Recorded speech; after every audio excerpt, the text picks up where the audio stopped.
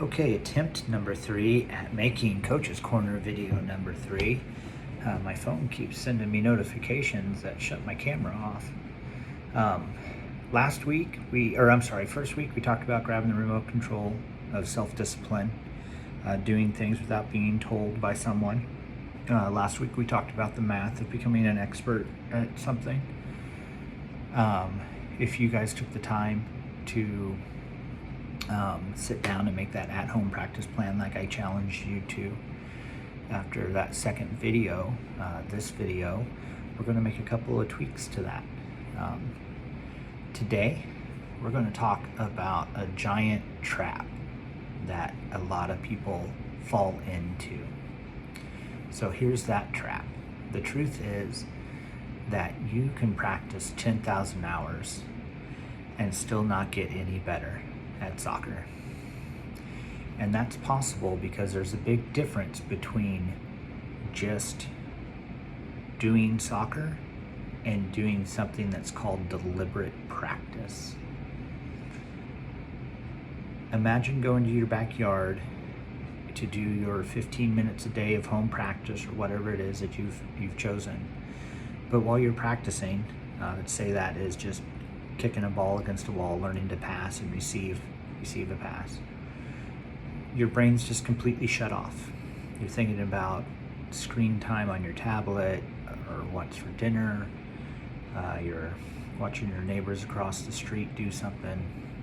You're kicking the ball, it goes sideways. You go and you walk over and you get it, you bring it back and you keep it up and you're doing it again. And you do your 15 minutes of bouncing the ball against the wall with your strong foot. You check the box. Your parents think you did your practice. You came to come to practice. You tell me you did your at-home practice. But did you really get any better doing that? You didn't, because your brain was checked out. You were on autopilot. Deliberate practice is the exact opposite of that. Deliberate practice is when you practice with a sharp, laser-focused purpose. It means you're trying to do something that's just a little bit too hard for you. It can't be easy.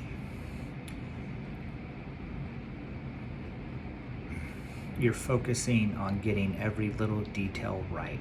It's not automatic for you just yet. The goal is for it to become automatic. So how do you turn being on autopilot into deliberate practice? You use these 3 simple rules from the book called Mindset. Pick a target. Pick a very specific target. Don't just kick the ball. Find a spot on the wall that you want to hit the ball every time. And make a goal of when that ball bounces back from the wall from me, I want it to come to my right foot. So it's not just aiming for the wall, it's aiming for a circle you've drawn on the wall or a piece of tape you've put on the wall. Aim for a spot. That's just one example, but whatever it is you're working on, make it specific. Rule number 2, turn your brain on. Be in the moment. When you try and you miss, which is going to happen because you should be working on something that's just a little too hard for you, don't just shrug and grab another ball. Take a second, take a pause, and ask yourself, make your brain think, why did I miss? Was my ankle not locked? Was my hip not open? Was my plant foot not pointed the right direction? Whatever the mechanics of the drill is that you're working on, break down why it was that it didn't go the way. And on the next one, tell your brain, I'm going to make that adjustment and I'm going to see if this goes better. Try that. Try, miss, figure out why, fix it in your brain. That's how you grow. Number 3, make it uncomfortable. I'm not talking uncomfortable like you have to sit in the invisible chair for 15 minutes. If you can do 50 juggles with your strong foot easily, staying there isn't helping you anymore. You've mastered that skill. In soccer, if you can easily juggle 10, 15 times with your strong foot, doing it over and over again isn't growing your brain. You have to switch to your weak foot, or add in your thigh, or You have to add something to make it hard again, or it's not deliberate practice. If you get to where you're making mistakes and dropping the ball, great. You're practicing.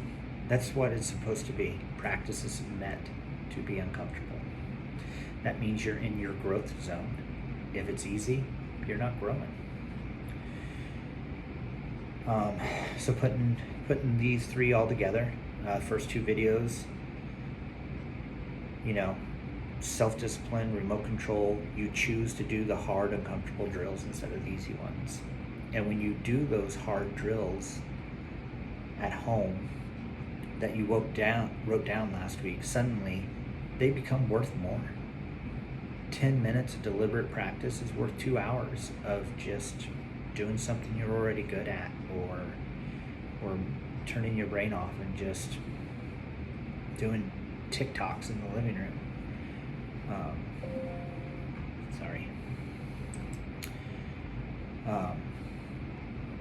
That laser focus is how you jump levels. That's how you go from just playing soccer to playing it like an expert, by making every minute that you spend on the ball count. Now, I want to caveat that.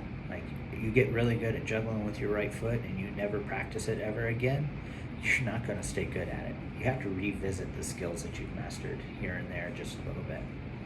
And I'm also not suggesting that having a ball at your feet mindlessly is worth nothing. We have several balls in our house that Josiah and Jacob and I just will dribble it from our bedroom to the bathroom to the kitchen and back, or just stand there and do TikToks with the ball. Just, I don't know, force a habit maybe. Like, we're not being deliberate with it. We're not, I'm not saying there's not value in that. Do those things.